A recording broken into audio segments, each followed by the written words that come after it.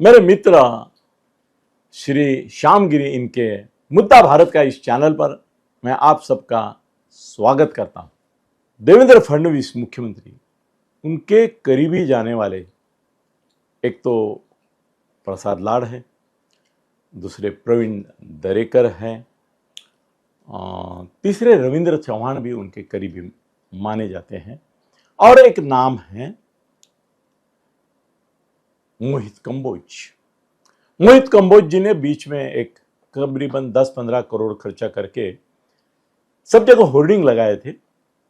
उस समय मेरी उनकी मुलाकात भी हुई थी और उस होर्डिंग में लिखा था कि इसके आगे चल के मैं खुद को मोहित कंबोज नहीं, मोहित भारतीय कहूंगा और मुझे भी आप मोहित भारतीय करके कह। मगर यह हो न सका। उनका भी हौसला जो बुलंद था भारतीय कहने के समय और उसके लिए 10 करोड़ खर्चे करने के समय, वो लोगों ने उनको कंबोज ही कहना चालू किया या मोहित कहते रहे। तो धीरे धीरे उन्होंने भी वो भारतीय अपने नाम से हटा दिया और फिर से मोहित कंबोज वो बन गए। आज उनके ऊपर वीडियो करने की बारी मेरे पर आई है। वो थोड़ा सा मायूस हूं, मैं नर्वस हूं, उदास हूं, क्योंकि मैं तो ऐसा सोचता था कि महाराष्ट्र के मंत्रिमंडल में अगले 5 साल में, अगले चुनाव के बाद, अगर कोई एक बड़ा पावरफुल, आज जैसे मंगल प्रभात लोढ़ा है जो मनी पावर भी है, जिनके पास मसल पावर भी है, जिनके पास पोजीशन है, बीजेपी में एक स्थान है, मान है, सम्मान है और मंत्री पद भी है, तो मैं मंगल प्रभात लोढ़ा की जगह लेने वाले करके मोहित कंबोज का विचार करता था। मैंने मन ही मन में सोच लिया था, ठान लिया था। ऐसा मुझे लगता था कि बस अगला मंत्रिमंडल आएगा। वो पिछली बार दिंडोशी से हार गए, हमारे मेरे ख्याल से प्रभु के सामने वो हार गए, सुनील के सामने हार गए, थोड़े वोटों से हारे। मगर उसी समय अगर वो चुन के आते तो महाराष्ट्र मंत्रिमंडल में उनका स्थान 100% था। मोदी जी के चुनाव क्षेत्र से वो आते हैं। 2002 में उन्होंने मुंबई में कदम रखा और पिछले 23 साल से वो बीजेपी के एक प्रमुख नेता करके उभर के आए। सोशल मीडिया में उनका बहुत बड़ा कंट्रीब्यूशन है जो लोगों को ज़्यादा करके मालूम नहीं है।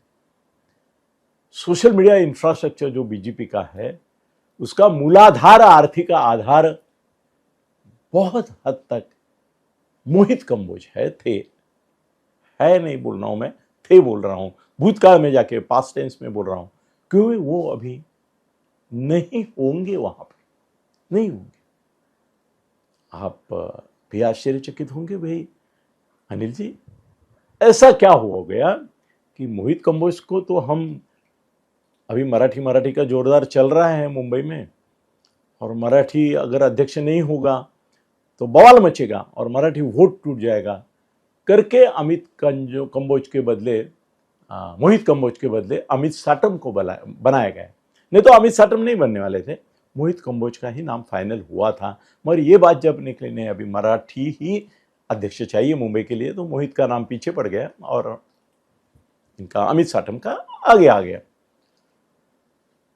फ्री प्रेस जर्नल करके एक डेली है, उसमें मैंने आज न्यूज़ पढ़ी। मैं रेफरेंस इसके लिए देता हूं कि मैं जो कह रहा हूं आपको कि देवेंद्र फडणवीस के राज मुकुट से एक कोहिनूर हीरा रत्न गिर गया। ये मेरा विधान जो है, स्टेटमेंट जो है, उसका मूल स्रोत कहाँ है वे आपको मैं बता रहा हूं, और वो फ्री प्रेस जर्नल के आज के इशू में है। वहां उन्होंने दिया है कि 2002 साल में मुंबई में आए हुए उभरते राजकीय नेता मोहित कंबोज, इन्होंने फ्री प्रेस को एक खास मुलाकात दे के बताया कि मैं राजनीति से निवृत्ति ले रहा हूं, मैं बीजेपी का सदस्य बना रहूंगा, मगर इसके आगे चल के मैं सक्रिय नहीं रहूंगा। ये शौक है, मुंबई के बीजेपी वालों को भी शौक है, सबको शौक है, शायद देवेंद्र जी को भी होगा कि अरे मोहित कंबोज मेरा बच्चा, मेरा मानस पुत्र, ये दरेकर और लाड जो है वो दत्तक पुत्र है, दिए हुए उनके पर ये तो उनका मानस पुत्र, मन से उन्होंने उसको बड़ी बड़ी पॉलिटिकल ये जो है वो दी जाती थी, असाइनमेंट्स, अचीवमेंट्स दी जाती थी, व्यवहार दिए जाते थे। ये एकनाथ शिंदे जी के जो रिवोल्ट किया, उन्होंने क्रांति की, बगावत की, उसमें मुझे मालूम है क्योंकि एकनाथ जी ने भी मुझे बताया है कि मोहित कंबोज का बहुत बड़ा रोल था, बहुत ही बड़ा रोल था। जो लोग सोचते हैं कि एकनाथ जी ने ऐसा खर्चा किया, वैसा खर्चा किया, यहाँ किया, वो किया, उसकी सत्यता आज मैं बताने जा रहा हूँ कि जो भी खर्चे हुए, प्लेन्स बुक किए गए, होटल्स बुक किए गए, बाकी जो भी खर्चे हुए, उसका राज ये है कि वो सब मोहित कंबोज इन्होंने किए। और ये सब उन्होंने अपने करियर के खातिर नहीं किए, उनकी फडणवीस जी के प्रति जो निष्ठा है, प्रेम है, आदर है, समर्पितता है, उसकी वजह से की। इसके लिए उनका अचानक से राजनीति से ही संन्यास लेना झटका है।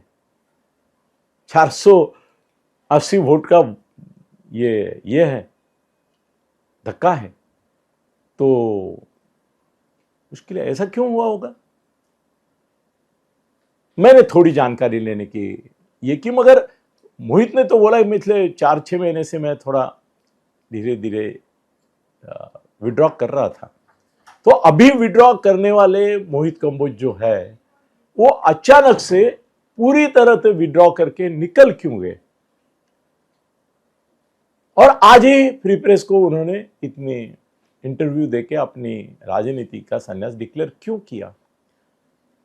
मुझे एक कारण ऐसा लगता है, श्योर नहीं हूं मगर लगता है, जो आपसे शेयर करता हूं, कि परसों देवेंद्र जी फडणवीस इनकी जो देवा भाऊ करके ऐड करीबन 100 करोड़ की पेपर्स में, टीवी पे, होर्डिंग्स पे, सब जगह आई, तो ऐसा कहा जाता है कि उस ऐड का करीबन जो 100 करोड़ खर्चा हुआ वो किसी एजेंसी को सामने करके असल में मोहित कंबोज ने ही किया था।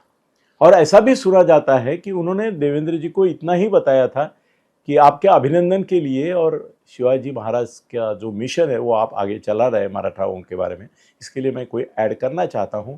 मगर इतनी बड़ी ऐड वो करेंगे ऐसा देवा भाऊ को भी कल्पना नहीं था। और अभी बुमरैंग हो गई वो ऐड, बैकफायर हो गई।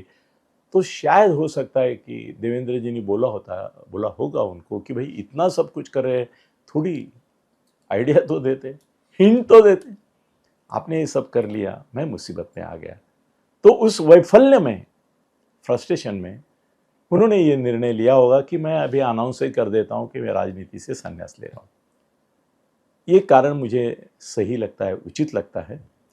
देखते हैं फडणवीस जी को अगर पूछे तो उनकी क्या प्रतिक्रिया है। मैं ये सोचता हूं कि फडणवीस ये नहीं बोलेंगे कि मैंने उनसे इस्तीफा देने को बोला, वो बोलेंगे उनकी मर्जी, उनका निर्णय। धन्यवाद।